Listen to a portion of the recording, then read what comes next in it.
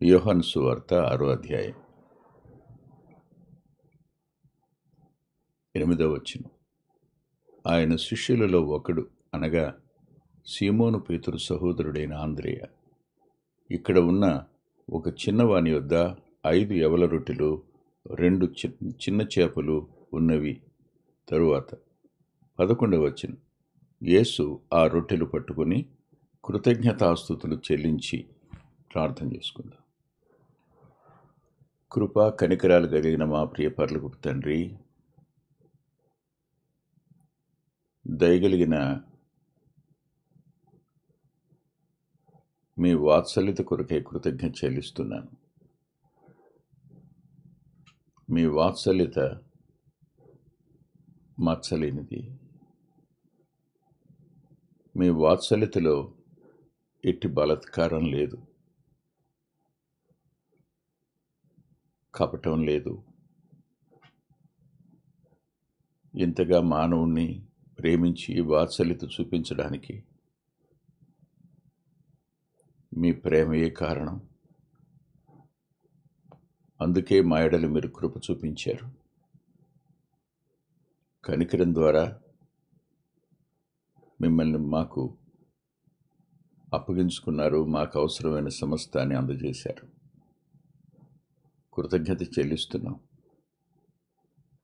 కార్యం చేసే దేవుడు అని ఆరాధిస్తున్నాం.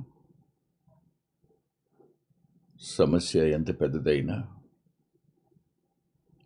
పరిష్కారం చేయగలిగిన దేవుడు అని తల ఉంచి కృతజ్ఞత చెల్లిస్తున్నాం. మేము నీ వైపు చూస్తూ ఈ విశ్వాస యాత్రలో నమ్మకంగా కొనసాగడానికి సహాయపడమని, చాలినంతటి నీ సన్నిధి మాకిచ్చి మమ్మల్ని బలపరచుమని, నీ శిష్యుడైన ఆంద్రేయ జీవితాన్ని అధ్యయనం చేస్తూ ఉండగా మాకు అవసరమైన తలంపులు నిమ్మని యేసుక్రీస్తు ప్రభు వారి పేరిట ప్రార్థిస్తున్నాం తండ్రి. ఆమేన్. ఆంద్రేయుని గురించి మనం వరుసగా కొన్ని తలంపులు చెప్తూ వచ్చాం. మొట్టమొదటిగా అతడు యోహాను శిష్యుడై ఉండి, బాప్తిస్మిచ్చి యోహాను శిష్యుడై ఉండి, జీవాన్ని గురించి, వెలుగును గురించి, రక్షకుని గురించినటువంటి సాక్షిగా ఉన్న యోహాను వద్ద నుండి యోహాను వేలెత్తి చూపించి, ఇదిగో లోకం పాపమును మోసుకొని పోవు దేవుని గొర్రెపిల్ల అన్నప్పుడు నిజమైన అవసరతను గుర్తించి ఎక్కడికి రావాలో అక్కడికి వచ్చినవాడు. రెండవదిగా, వచ్చిన తరువాత ఏది అర్థం చేసుకోవాలో దాన్ని అర్థం చేసుకున్నవాడు. అర్థం చేసుకున్న తరువాత ఎవరిని మొట్టమొదట తీసుకురావాలో వారిని తీసుకుని వచ్చినవాడు. ఇది ఆంద్రేయలో గతంలో మనం చూసిన సందర్భాలు. ఇప్పుడు విస్తారమైన ప్రజానీకం, ఆ ప్రజానీకం దగ్గర ఆయన ఫిలిప్పుని అడిగాడు, ఇంతమందికి ఎక్కడి నుంచి రొట్టెలు కొని తెప్పిద్దామని. రొట్టెలు కొనడం అనే మాట దగ్గర ఫిలిప్పు ఆగిపోయాడు. ఎక్కడా అనే దగ్గర ఆంద్రేయ మనస్సు ఆగింది. కొని తెప్పించాలి అనే దగ్గర ఆగిన ఫిలిప్పు మనస్సు ఎంత అవుతుందో ఖర్చు చెప్పాడు. కానీ అది చీకటి పడేవేళని, ప్రొద్దుకుంకిందని, సాయంకాలం అవుతుందని మిగిలిన చోట్ల కనపడుతుంది స్పష్టంగా. లూకాసు వార్తలో 9వ అధ్యాయంలో. ఆ సమయంలో ఆంద్రేయ ఇక్కడొక చిన్నవాని యొద్ద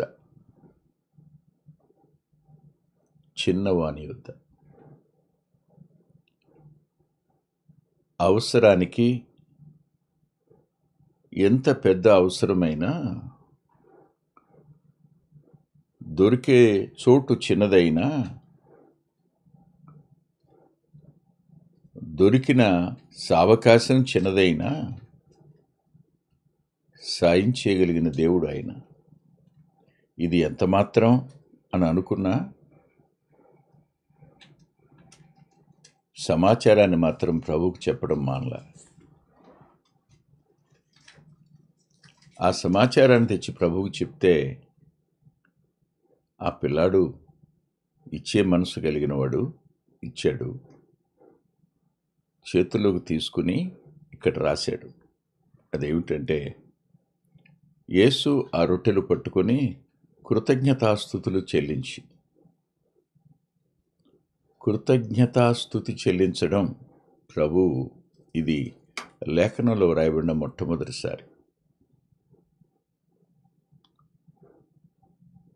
ఆలోచించండి. అరణ్యంలో వారు ఇశ్రాయేలీలు ఐగుప్తు నుంచి విడుదలైన తరువాత యాత్ర చేస్తూ అరణ్యంలో ఆయన ఆహారాన్ని సిద్ధపరచగలడా అని వారు అన్నారు. అక్కడ ఆయన ఆహారాన్ని వారి కోసం సిద్ధపరిచాడు. మన్నా కురిసింది. వారికి మాంసాపేక్ష వచ్చినప్పుడు పూరేళ్ళు వచ్చి వాలే. ఇక్కడ ఈ అరణ్యంలో ఇంతమందికి ఆహారం ఎలా అని ప్రభు తానే అడిగారు.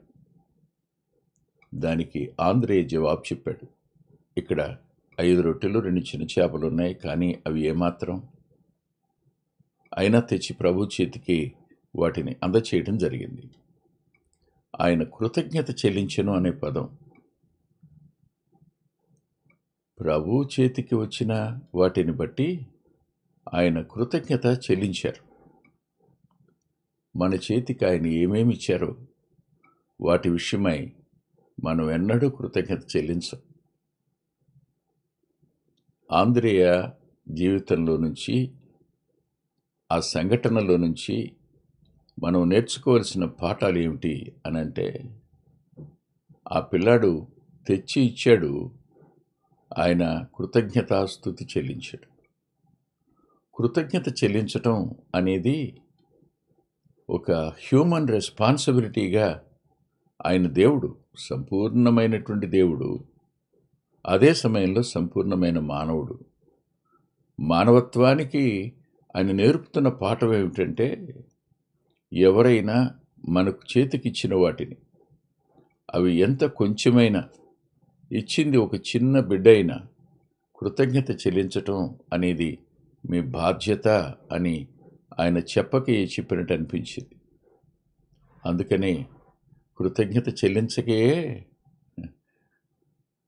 కుక్కలు తిండికి ఆతరపడినట్లు వారు ప్రార్థించకే తమ ఆహారమును మింగుచున్నారు అని వ్రాస్తాడు లేఖనంలో. వాస్తవం ఇది. అనేకసార్లు మాటల్లో పడిపోయి గబోబా 2-3 ముద్దలు పెట్టుకున్న తర్వాత గుర్తొస్తుంది, ప్రార్థన చేసుకొని చేయలేదు కదా అని. ఇంకా అక్కడి నుంచి అన్నం తినేంత వరకు ప్రార్థన చేస్తూనే ఉండడం, ఆయన క్షమాపణ చెప్తూనే ఉండడం కదా జరుగుతాయి. కృతజ్ఞత చెల్లించడం అనేది మీరు నేను నేర్చుకోవాల్సిన ఒక అద్భుతమైన పాఠం.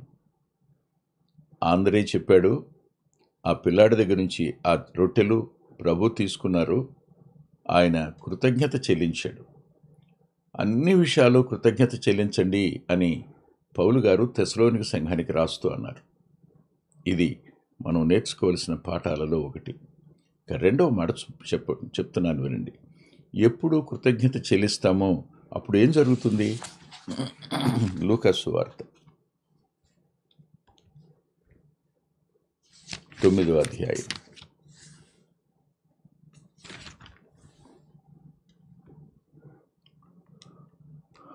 9వ అధ్యాయంలో ఆయన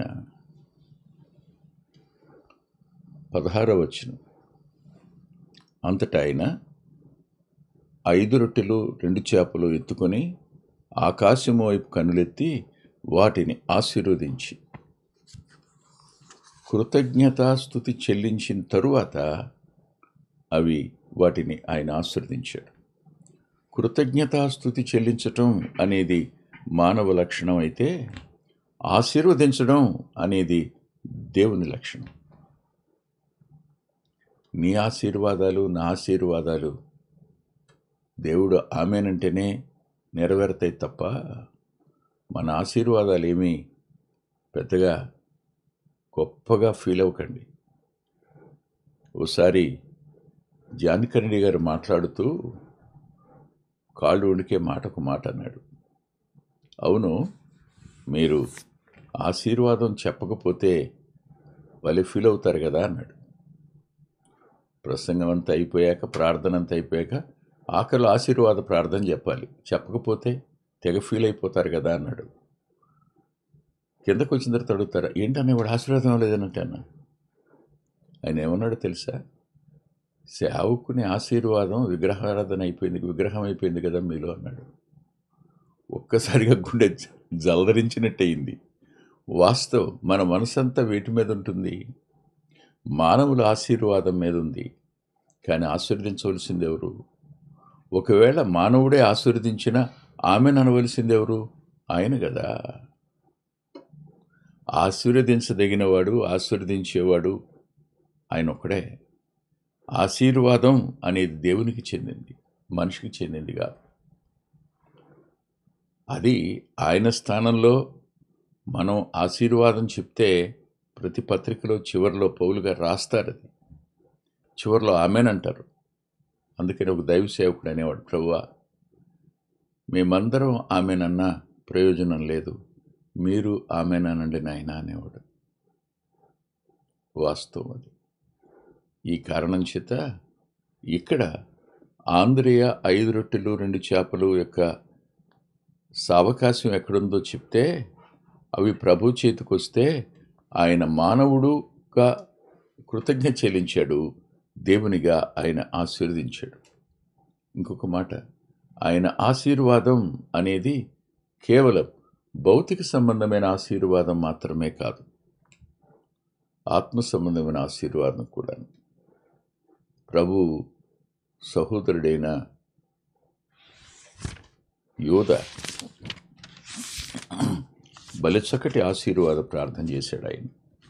అందులో మనం కాదనలేనిది ఇది ఆఖరి వచనాలు. తొట్టెళ్లకుండా మిమ్మను కాపాడుటకు, తన మహిమ ఎదుట ఆనందంతో మేము నిర్దోషులుగా నిలబెట్టుటకు, శక్తిగల మన రక్షకుడైన అద్వితీయ దేవునికి మన ప్రభువైన యేసుక్రీస్తు ద్వారా మహిమయు మహాత్మ్యమును ఆధిపత్యమును అధికారమును యుగములకు పూర్వమును ఇప్పుడును సర్వయుగములకును కలుగునుగాక ఆమేన్ అన్నప్పుడు ఇందులో మన భద్రత ఉంది, దేవునికి చెల్లించిన ఆరాధన కూడా ఉంది. నాకు కనిపించిన ఆరాధనలన్నింటిలోనికి ఇది ఎంత అద్భుతంగా నాకు నచ్చిందో చెప్పడానికి లేదు. ఆయన చేతికి వెళ్ళినది ఆశీర్వదించబడుతుంది, ఆయన చేతిలో పెట్టబడింది ఆశీర్వదించబడుతుంది. ఏమి ఆయన చేతికి మనం ఇవ్వగలిగినా అది ఆయన ఆశీర్వదించేవాడు, మర్చిపోవద్దు. అవి మన దగ్గరే ఉంటే ఆశీర్వదించబడకపోవచ్చు, అవి దేవుని చేతిలో పెడితే ఆశీర్వాదం వస్తుంది.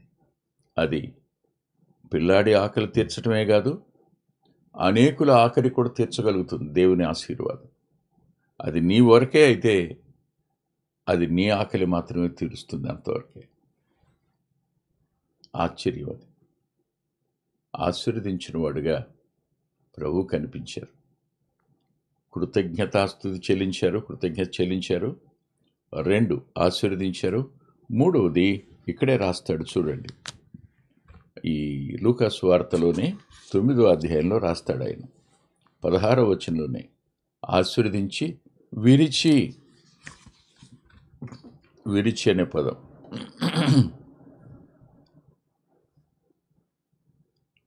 విరవడం అనేది ఒక దైవిక ప్రక్రియ. మనం కఠినులం, విరగం. అందుకనే శ్రమలు విస్తరిస్తూ ఉంటాయి.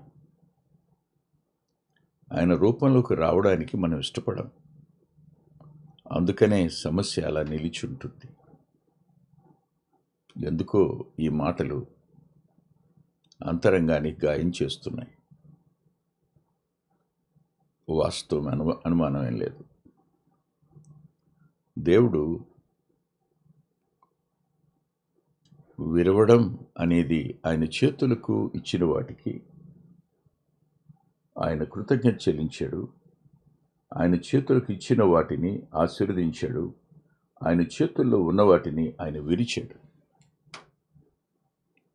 విరిచిన తరువాత అవి వృద్ధి చెందేవిగా ఉన్నాయి.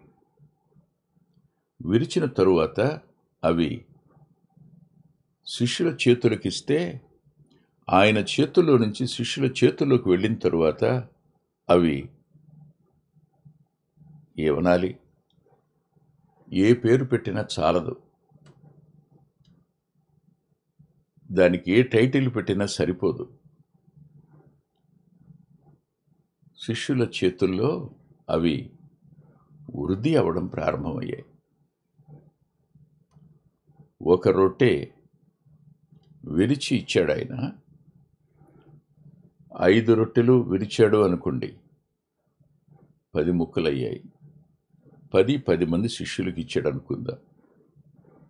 2 చేపలు మరిద్దరు శిష్యులకు ఇచ్చాడు అనుకుందాం.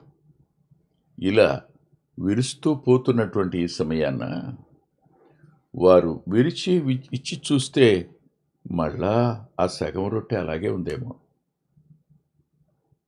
లేకపోతే ఎలా సాధ్యమవుతుంది? విరిచే కొద్దీ వృద్ధి చెందుతూనే ఉంటుంది. విరవబడే కొద్దీ అది అనేకుల ఆకలి తీర్చేదిగానే ఉంటుంది.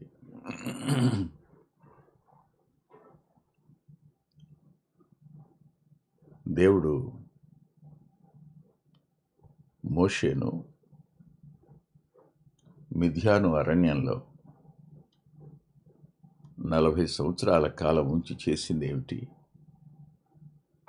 ఇది కాదా? అతడు అనేకులకు ఆశీర్వాదకారకుడయ్యాడు. అనేకులను విమోచించడానికి దేవుని సాధనమయ్యాడు. విరిగినవాడన్నాడు, నేనేపాటి వాడిని అంటాడు. ఒకప్పుడు తాను సమర్థుణ్ణి అనుకుని కదూ ఐగుప్తుడిని కొట్టాడు. తాను సమర్థుణ్ణి అనుకుని కదూ సహోదరుల మధ్య సమాధానపరచడానికి చొరబడ్డాడు. కానీ 40 సంవత్సరాల తరువాత అతని వైఖరిలో ఎంత మార్పు వచ్చిందో చూశారా? అతడు ఖాళీ అయ్యాడు, లేదు అతడు విరవబడ్డాడు. విడిచిన తరువాత ఆయన అనేకులకు ఆకలి తీర్చడానికి ఇష్టపడ్డాడు. ఇక్కడ విరిచి పంచేటప్పుడు ఆయన చేసిన ఒక పని దయచేసి చూడండి. విరవడానికి ముందే లూకా సువార్త 9వ అధ్యాయం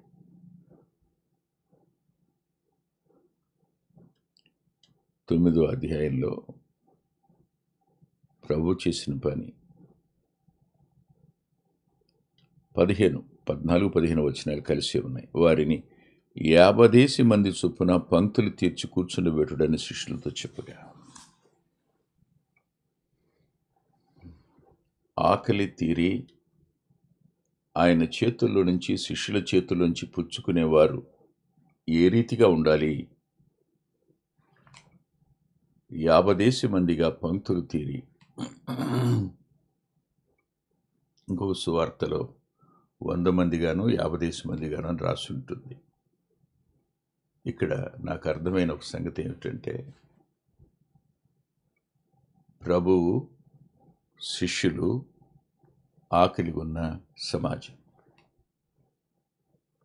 ఈరోజు కూడా ప్రభువే నిలబడిన వారికి చేతులకు ఇచ్చేది. కానీ ఆకలి ఉన్న వారి ఆకలి తీర్చగలిగింది ఆయన ఒకడే, ఇంకెవరు తీర్చలేరు. ఆశ్చర్యకరమైన సంగతి ఏమిటంటే, అక్కడ ఆయన ఒక క్రమం, ఒక క్రమశిక్షణ కోరుకున్నాడు. మనలో లేనిది అదే. ఆయన ఆశీర్వదించగలడు, శిష్యుల చేతికిచ్చి పంచమనగలడు. కానీ స్వీకరించడానికి ఆయన మన నుండి కోరింది వరుస క్రమంలో కూర్చోండి అని. 50 పంక్తులు చొప్పున. క్రమాన్ని మనం ఇష్టపడం. మనం ఒక క్రమంలో అయిపోయిన తర్వాత 2 తర్వాత 3 తర్వాత 4, ఇలా 5,000 మంది పురుషులు కూర్చోవాలి అని అంటే ఎన్ని 50 మంది చొప్పున కూర్చుంటే ఎన్ని వరుసలు రావాలి చెప్పండి. ఇప్పుడు మీరు 5,000 మంది 50 పంక్తులు తీర్చాలి అని అంటే ఎన్ని వరుసలు? 5,000/50 చెప్పండి, ఎన్ని పంక్తులు? 1000 పంక్తులు తీర్చాలి కదా. ఆఖరి వ్యక్తి దగ్గరికి వచ్చేటికి ఎంత టైం పడుతుంది? మీరే మాట్లాడండి. మన వద్దకు వచ్చే వరకు ఆగలేం. మనం ముందుండాలి అనే ఆలోచనలోకి వెళ్ళిపోతాం. ముందుకు వెళ్ళి కూర్చుంటే బాగుండేది అనుకుంటాం. ఒక వరుసలోంచి ముందు వరుసలోకి వచ్చేస్తుంటాం. మనం ఎప్పుడు ఆతృత కలిగి మనం మొదట ఉండాలి, మనకు ప్రాధాన్యత కావాలి అనుకుంటాం. కూర్చోబెట్టిన వరుసల్లో నమ్మకంగా కూర్చోగలిగితే మీ వరకు వస్తుంది, అది కొరత ఏం రాదు. అందుకే అక్కడ రాస్తాడు లేఖనంలో, వారు తృప్తిగా తినిన పిమ్మట అనే పదం.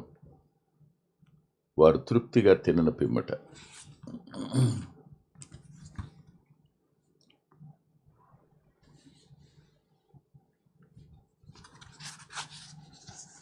రొట్టెలు చేపలు 2 ఎత్తుకుని ఆయన కృతజ్ఞత చెల్లించాడు, వాటిని విరిచాడు. ఒక్క నిమిషం ఆలోచించి, ఆంద్రేయ తెచ్చిన ఇన్ఫర్మేషన్, ఆంద్రేయ ద్వారా ప్రభు చేతిలోకి వచ్చిన ఆ చిన్న ఆహారం, చిన్న బిడ్డ దగ్గర నుంచి వచ్చిన ఆహారం ఇప్పుడు ఎన్ని వేల మంది ఆకలి తీర్చింది. అది మన దగ్గరే ఉండుంటే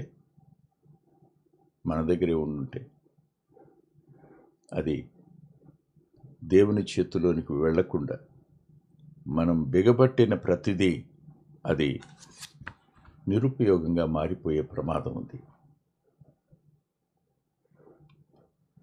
ఈ విషయాన్ని మనం మర్చిపోకూడదు. తరువాతి మాట యోహాను సువార్త 5వ అధ్యాయం, దయచేసి 6వ అధ్యాయం. అక్కడ ఏం రాశాడంటే 11వ వచనం, యేసు ఆ రొట్టెలు పట్టుకుని కృతజ్ఞతాస్తుతులు చెల్లించి కూర్చున్న వారికి వడ్డించెను.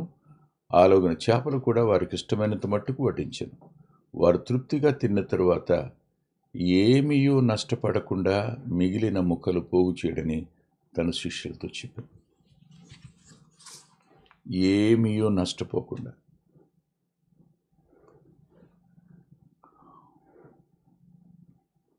ఊరకనే వచ్చింది కదా, 5 రొట్టెలు 2 చేపలే కదా, ఇన్ని వేల మంది తినడానికి ఆయన ఆశీర్వాదం కారణం కదా. మనకిప్పుడు వాటి విలువ అర్థం కాదు. అవి ఏమైపోయినా పర్వాలేదనుకుంటాం, వాటిని ఎలా ఖర్చు చేసినా పర్వాలేదనుకుంటాం, వాటిని పారవేసినా పర్వాలేదనుకుంటాం. కానీ ప్రభు యొక్క మనసు, ఆంద్రేయ చెప్పిన ఆ సమాచారం వద్ద నుండి మనకందిన మరో పాఠం ఏమిటంటే, దేవుడు ఆశీర్వదించి మనకిచ్చిన వాటిని మనం తిని తృప్తి పొందిన తరువాత నష్టపోకుండా జాగ్రత్త పడవలసిన అవసరం మనదే. నష్టపోకుండా జాగ్రత్త తీసుకోవలసిన అవసరం మనదే. పోగు చేయండి శిష్యులకు చెప్పాడు. ఈరోజు భారతదేశం ఏ పరిస్థితిలో ఉంది అనంటే,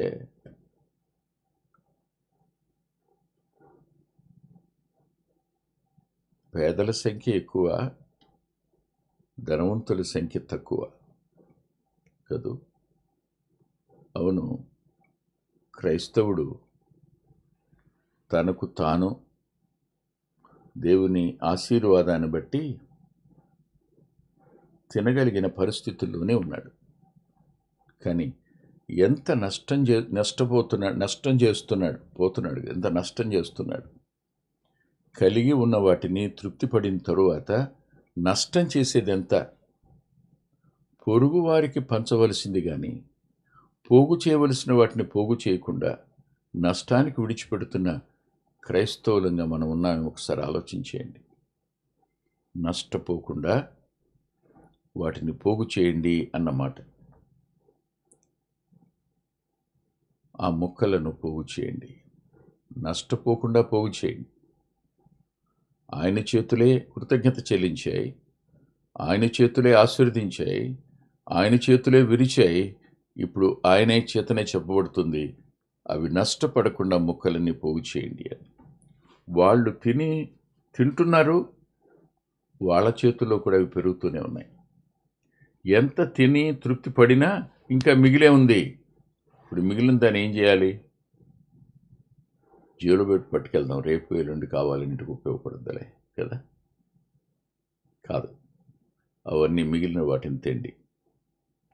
అవి మీ చేతుల్లో ఉన్నాయి, ఇంకా మిగిలే ఉన్నాయి, మీరు తీసుకొని రండి, శిష్యులతో మీరు వెళ్ళండి అని. బెత్సయిదా అరణ్యంలో ప్రభు అనేక మార్లు వెళ్ళి వాక్యం చెప్తూ ఉండేవారు. రాసిన సందర్భాలు 2, 3 మాత్రమే ఉంటాయి. కానీ అనేక సార్లు ఆ ప్రాంతానికి ఆయన రావడం, ప్రజలందరూ అక్కడ చేరుకోవడం, వచ్చేటప్పుడు తమతో పాటు ఆహారం తెచ్చుకోవడం అలవాటు. అక్కడ గతంలో తిని వదిలిపెట్టి వెళ్ళిన బుట్టలు ఎన్నున్నాయో, గంపలు ఎన్నున్నాయో. ఉట్టి గంపలు మోసుకుని ఎవడెళ్తాడు? ఆ మిగిలిన అక్కడ పారవేసిన గంపల్లో 12 తెచ్చి నింపుతూ ఉండగా 12 అవసరమైనాయి. 12 గంపలు నిండాయి. ఇక్కడ ఒక మాట అంటాను, నష్టపోకుండా మిగిల్చినవి 12 గోత్రాలకు ఉపయోగపడాలేమో కదూ. నష్టపోకుండా వాటిని పోగు చేసిన 12 మంది ప్రపంచానికి సువార్తను తీసుకుని వెళ్ళాలి కదూ. ఒక భక్తుడు ఇలా అన్నాడు, ఒక 30 సంవత్సరాల క్రితం చదివినట్టు గుర్తుంది. అదేమిటంటే, ఆ 12 గంపలు తన శిష్యులకు ఎత్తి ఆ పిల్లాడి వెంట వెళ్ళి వాళ్ళ ఇంట్లో ఇచ్చిరండి అని ప్రభు అని ఉంటాడు అన్నాడు ఒక భక్తుడు.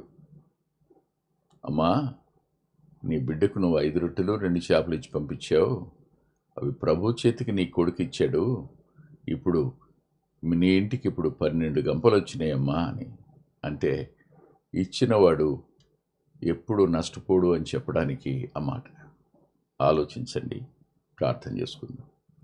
ప్రేమగల మా ప్రియ తండ్రి, పరిశుద్ధుడు అయిన గొప్ప దేవ, ఈ దిన సమయాన్న వాక్యాన్ని మేము తిరిగి ధ్యానించడానికి మీరు ఇచ్చిన కృప కొరకు కృతజ్ఞత చెల్లిస్తూ, శాలినంతటి దేవుడు అని ఆరాధిస్తూ ముందున్న సమయం దీవెనగా మార్చుమని యేసుక్రీస్తు ప్రభు వారి పేరిట ప్రార్థిస్తున్నాం తండ్రి, ఆమేన్.